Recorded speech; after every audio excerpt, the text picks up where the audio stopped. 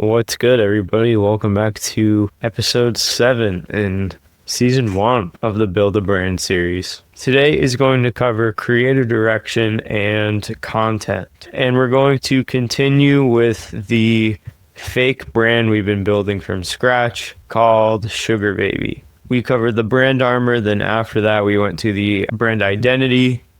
Those are here in the Sugar Baby map. Here's the brand armor, and here's the visual identity. We established the garments, and we put together design specs for these 3 core pieces. We defined our trims. We sent our tech packs and patterns to the manufacturer, hypothetically. We got samples back, cleared those samples in the manufacturing stage, and we also defined our packaging and mocked up some concepts with AI. Yesterday, we went over operations and fulfillment, which covers everything about shipping orders to customers. And now today, we are at creative direction and content. I did a lot of work on the Sugar Baby concept over the last couple of days, just in my own time, in preparation for this video. This big block that I'm going to go over today is split into 2 sections. So here I have the creative direction, which includes the core direction and the lighting. And then the rest of the board is content, or rather a bunch of mock-ups for the content. And I have shot lists per garment, art-directed lifestyle, and direct-to-consumer content. This works great for social media and for the e-commerce website. And user-generated content style, or UGC style. I used my Notion Vault, which is available for purchase in the free Skool community, and it's available for all members of FBV Pro. If you scroll all the way down to creative direction and content, this is the step-by-step plan that I use to very quickly put together creative direction concepts. Step 1 includes the AI prompt, so you can build your custom trained AI assistant that acts as an elite creative director. And then if you go into step 2, define your creative direction, this will help you build a complete brand deck, and it includes a template in the Skool group. There's a section for planning your shoot, so everything goes super smooth, and more, including what to do on the actual shoot day, how to organize and deploy your content, aka social media, how to post on social media. I don't want to spend a lot of time going through working with this Notion template in the AI today for the sake of time. If that's something you like watching, like so far I've done that a couple times in these videos where I've gone step by step with the AI, just like live on camera. It's definitely slower, but it gives a much clearer idea of my thought process when I go about building things like creative direction concepts. So I'll let me know, viewer. Please let me know in the comments what you prefer. Do you prefer when I kind of just rip through it and it's like an overview? Or do you prefer when it's much more slow paced and I actually am sitting here using the template in the video? What I do want to go over in this video, though, before I break down the rest of the Sugar Baby board, is I want to kind of paint the picture of what a set looks like when you're doing a shoot for a fashion brand. And this is just based on my experience. Not every shoot needs all of these people. I want to make that clear. If you already had a concept planned or a release planned and you watch this video and you're like, oh man, I didn't do a shoot with a stylist and a makeup artist and an art director, like, that's okay. This is something that I definitely worked up to and didn't really become aware of until a couple years into running my business. And also I had a lot of help from people in my network, specifically this one guy, Dakota Griffin. So shout out Dakota. If you follow me on Instagram, you're probably familiar with his work. We've collaborated on a couple projects at this point. But he's really good at connecting me with like a photographer and a stylist and a makeup artist and so on. But let's just go through all of these one by one so you're aware of the team roles. And if you have no intention of being a creative director or learning how to be a creative director and you just want the brand running aspect or the clothing brand aspect or the businessy stuff, I put the timestamps in the description, so feel free to skip around. But I do think that this is important to know if you plan on running your brand and you value your vision being part of that process. You're actually active in the brand. You're not just like doing it for money, you're doing it so, someone else can come in and run it for you. All right. So first and foremost, there's a photographer on the shoot. The photographer works closely with the creative director to bring the vision to life. Sometimes the photographer has an assistant or two, and those assistants will set up the equipment, adjust the lighting, help with on-set logistics. Just overall make it really easy for the photographer to work as fast as possible. I think you won't see dedicated lighting technicians and gaffers until much bigger fashion shoots. And the creative director might be like, hey, can you move the light here and have it swing this way while we're getting the shot? Or can you move it and point it above the model's head and then the model's going to move and you need to move the light with it. Next is a videographer. Someone who captures the video content either for behind the scenes footage or for a promotional campaign. For the last Pathos of Things shoot, we hired one person to walk around with their iPhone and just capture BTS of everything. People just love seeing these little behind the scenes clips so much. And we have so many of them. This type of content can easily be spliced together, chopped up, sped up, slowed down. I like to lay the high-res images from the photo shoot like these. These are the like official photos that are on the website as well. I like to put these over I overlay them on the BTS footage. So that's a great example of shooting BTS footage, and it can be done just with an iPhone. And again, BTS means behind the scenes. I also have some editorial style video for my brand.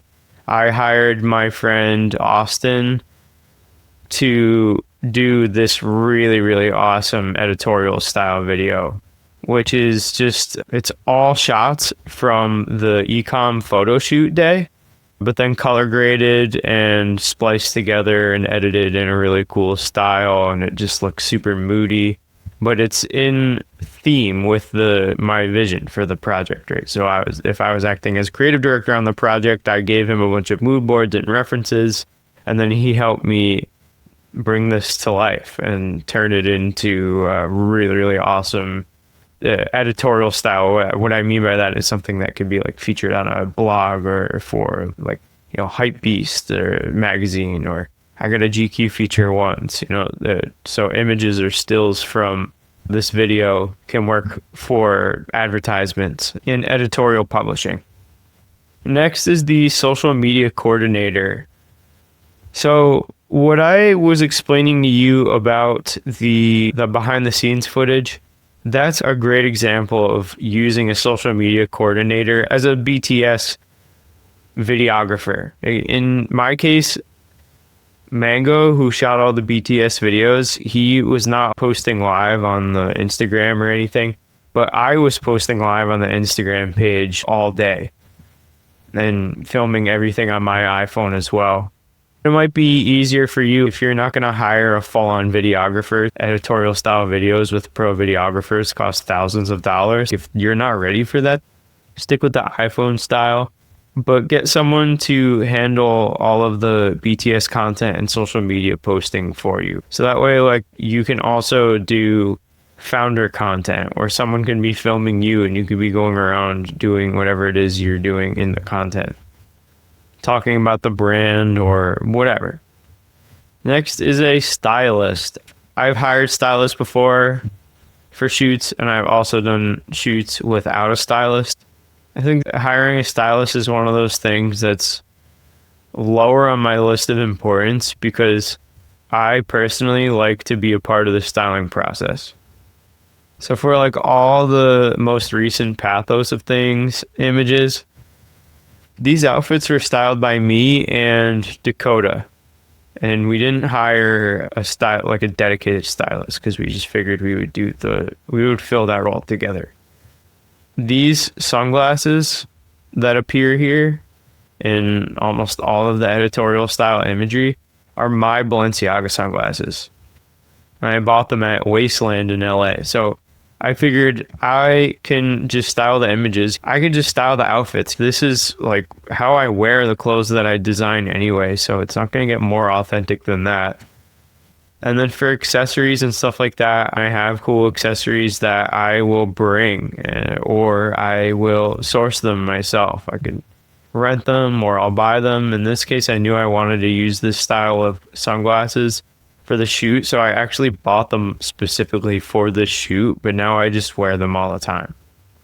But if you are not as into the personal fashion, then hiring a stylist to help you fill in those gaps, accessorize, maybe find the right pair of shoes, either find the right pair of pants to complement your shirt or hoodie or jacket or whatever you're making, that's when it's super worth it. Next is a hairstylist. And then I'll lump this together with makeup artist because sometimes you'll see HMUA, which stands for hair makeup artist, in the credits of fashion photo shoots. At this point, I bet everyone watching knows what a hairstylist and a makeup artist is or what they are at this point. But just they make sure the models look good. They do their hair and they do makeup. For female models for my brand, I usually do like a neutral, clean makeup style, and then pretty much same thing for male models. Now I'm only really doing menswear, so I'm only shooting male models pretty much. And for Booba, the model who was a part of the last lookbook shoot, I think we just did like very basic concealer and maybe some powder makeup so that his face didn't look shiny under the light, especially as you start to sweat. It gets kind of hot under the lights. And Bree, the hair and makeup artist, will just come and make sure his hair looks good, even if he sweats. If he is sweating, she'll dab it up and reapply some of the powder makeup and just do general touch-ups and adjustments during the shoot. You might be thinking, oh, it doesn't seem like super worth it. Like my models can just go without makeup or like whatever. Like, yeah, if that's your vibe, if it's really just like super grungy and natural, then yeah, sure. But I guarantee that your images are going to look more consistent and then overall professional, even just subconsciously to the customer. It's going to help stand out against other brands. Even if the makeup look is to have it appear that the model isn't wearing makeup. Next is the wardrobe assistant or dresser. Assist the stylist in prepping and managing outfits on the set.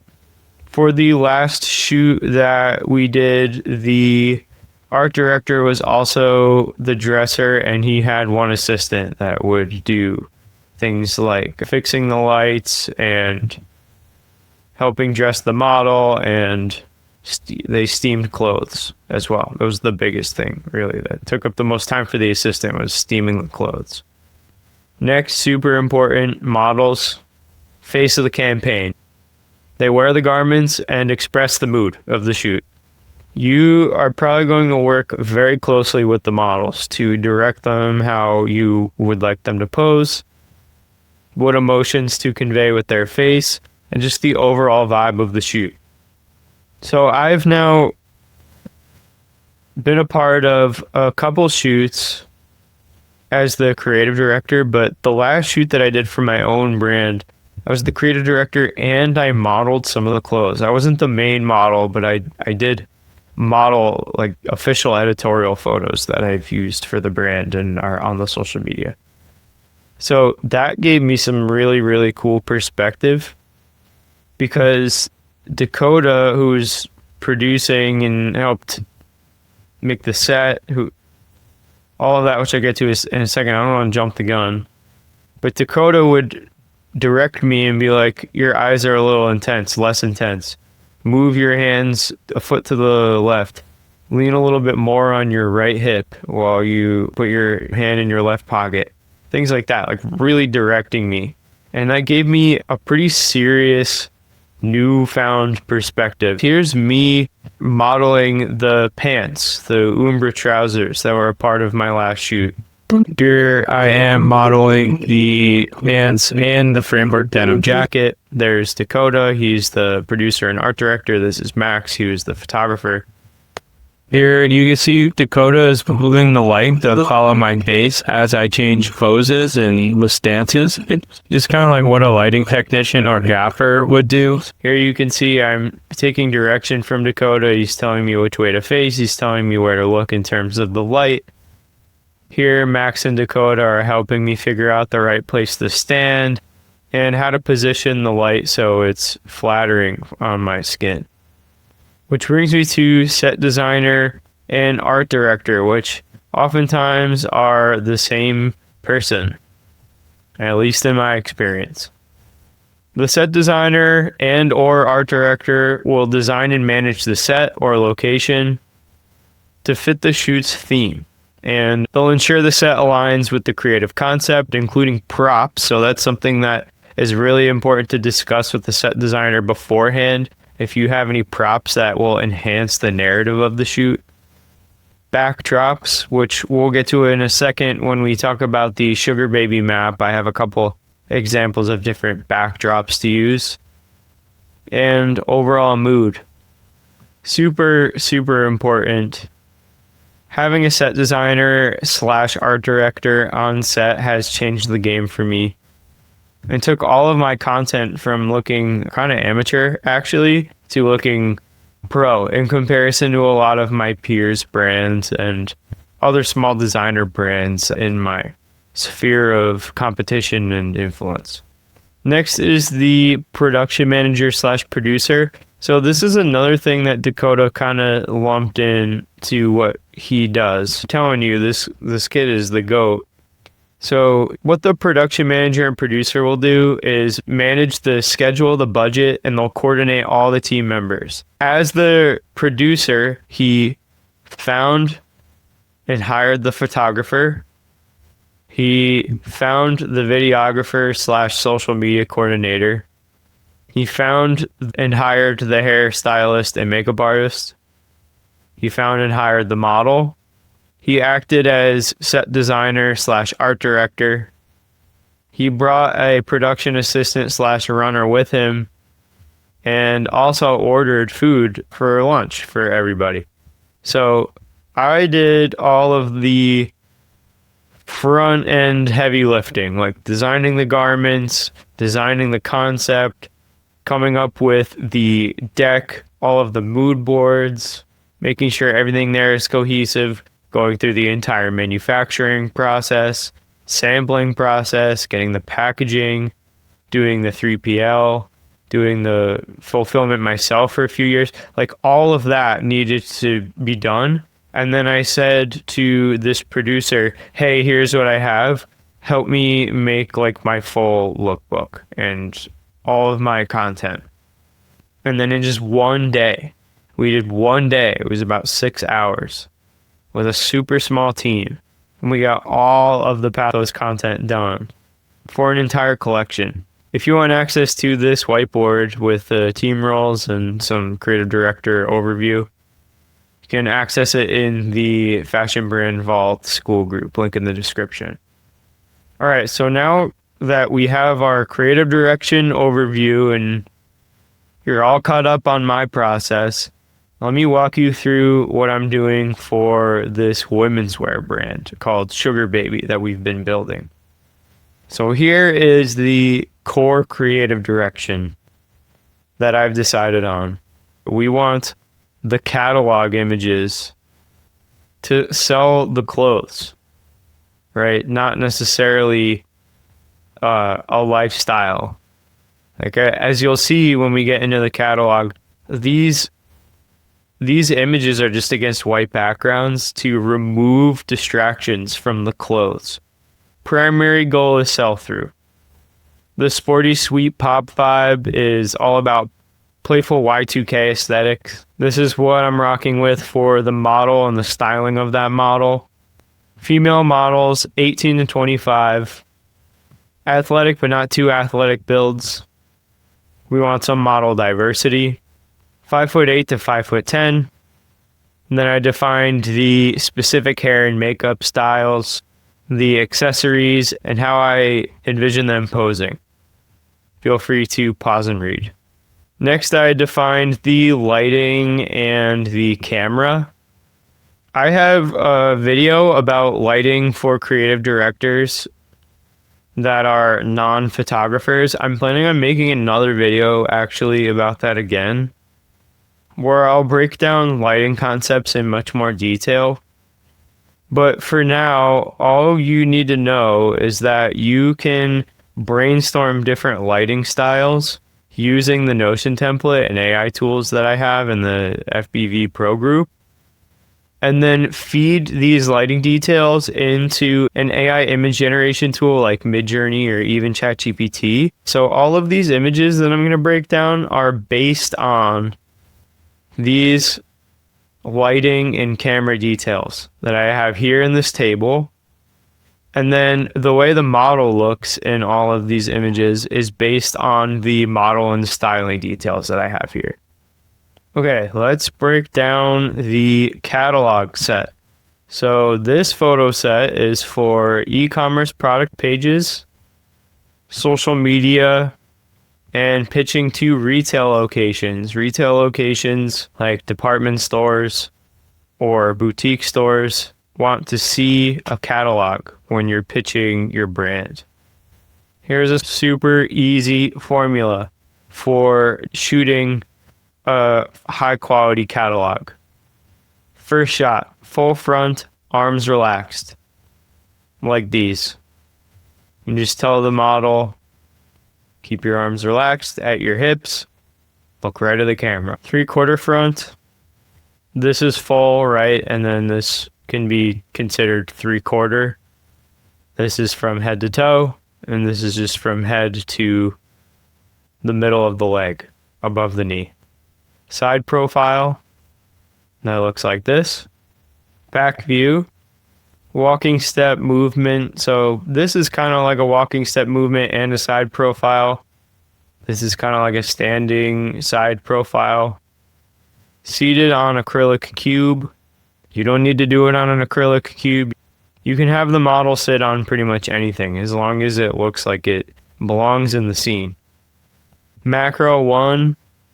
So we have the signature perforated fabric here for Sugar Baby. Macro 2 showcases the hem and stitch quality, as well as the little bar tack Easter egg here. Hero portrait crop. Consider these to be hero portrait crops, about thigh high, looking directly at the camera. Then an alternate backdrop color accent, so pretty much getting the same exact shot but with a different background. This is something you can probably do in post-production, like in Photoshop as well, if you're trying to do it on a budget and you don't want to like set up a different color background or change the cyclorama color paper. You can usually also achieve this with lights, using the right gels or using the right colored lights. So if we apply that to all three looks, we have the blue dress here following the same guidelines for the shot list. We have our hero images sitting on the cube, walking, side profile, back view, texture details, macro shots, and top-down product shot. And then same for the polo top and skirt set. So as you can see, it's really consistent. If you follow the same shot list and same lighting setup, no matter which model you are shooting or which product you're shooting, it's going to look glued together and super consistent. The next category of content that I mocked up is for the lifestyle lookbook or direct-to-consumer content. The catalog's main goal was to sell garments. The lifestyle lookbook sells moments, and garments happen to just be a part of those moments. So I have some hero shots of models wearing the clothes. Here are 3 models wearing all 3 pieces in the set, so it's important to show how all 3 pieces work together and are cohesive. Some art-directed shots of the models in this cool outdoor tennis court with some funky colors going on, but all of the colors are cohesive and within the original palette. We have pastel pinks, we have pastel blues, and we have black. I figured this type of shoot would probably go for about 6 hours. It would start in the morning and then it would end maybe as the sun is going down. So we have some nice bright and early morning shots, some mid-afternoon natural shadows, natural sun, natural lighting, and then late afternoon, early evening as the sun is going down, we just really catch like a golden hour vibe. And that's pretty much it. I think this whole shoot can be achieved in one day, 3 models tops. I think it would be kind of cute or catchy to get the 3 models here playing tennis with one of these wide macro shots, and then also get some pictures of them hanging out and really showcase how the products in the drop are really connected and cohesive. Next, for this type of garment, because I imagine this will do very well on platforms like TikTok and Instagram Reels, we need user-generated content. So this is either shot in-house and you get someone on the team, or outsource it to someone that will make content like this where it's very candid, very natural, mirror style, TikTok style, selfie style, trendy vernacular like fit check, and they make this content and it gets posted to the main Sugar Baby or brand social media accounts. But really where I think the highest leverage from this comes from is getting a few influencers or friends to wear the clothes and make some content like this in the beginning, and then get affiliates on Instagram and on TikTok, because this is now a thing with Instagram. I don't think the ecosystem is as robust on Instagram with the creator marketplace as it is with TikTok, at least not yet, and I have yet to really test it. But I'm super familiar with how TikTok affiliates work because I helped scale an e-commerce business called Be Lovely to $100,000 revenue a month. And a big part of that chunk, a big chunk of that revenue is coming from TikTok affiliates who would just post videos on their regular feed wearing the products, and then they would tag the brand. And then if they make sales, they get a commission. But what was really, really powerful is we ran ads to those affiliate posts as well, because affiliate ads convert really well, especially on platforms like TikTok where people buy from people. They don't necessarily buy from brands, right? So someone on TikTok is way more likely to come up to Alexandra's page and buy the Sugar Baby dress rather than going to the Sugar Baby page and then buying the dress directly from there. I think mirror selfie style is going to translate with the target audience really well. And then unboxing videos are going to be so huge from the brand account and from affiliate accounts. You want to show the customer that the packaging was well thought out and it feels like Christmas morning when you open up the package. When you have that type of experience, not sharing it with the world and not making videos about it, it's kind of a missed opportunity. So that's pretty much all the content that we're going to need for the first Sugar Baby drop. Again, it's all hypothetical. These are AI generated images based on my creative direction ideas, of course, but I'm not launching this as a real brand. I am going to make a Shopify page for this brand concept, I'm going to fill out all of the social media sections here. This is a new thing that I'm adding to the system, is the social media section. So I'll talk about Reels, I'll talk about TikTok, we'll dive into trial Reels. We could even talk about platforms like Pinterest. And then after that is marketing, where we'll set up the full email marketing suite, paid ads. We'll look at some affiliate influencers, and I'll just continue to break everything down step by step. So now we're done with creative direction and content for Sugar Baby. If you're looking forward to seeing the rest of the videos in this series, like the next one on building a Shopify store, like and subscribe, hit the bell notification so you're always in the loop when I drop a video. If there's a topic you'd like me to cover in a future video, leave a comment. Join the FBV group, or the Fashion Brand Vault group, if you want to see the rest of my process, get some of my free whiteboards, access my Notion Vault, connect with over 600 new members. It's a great time. Come join the party, and I'll see you in the next one.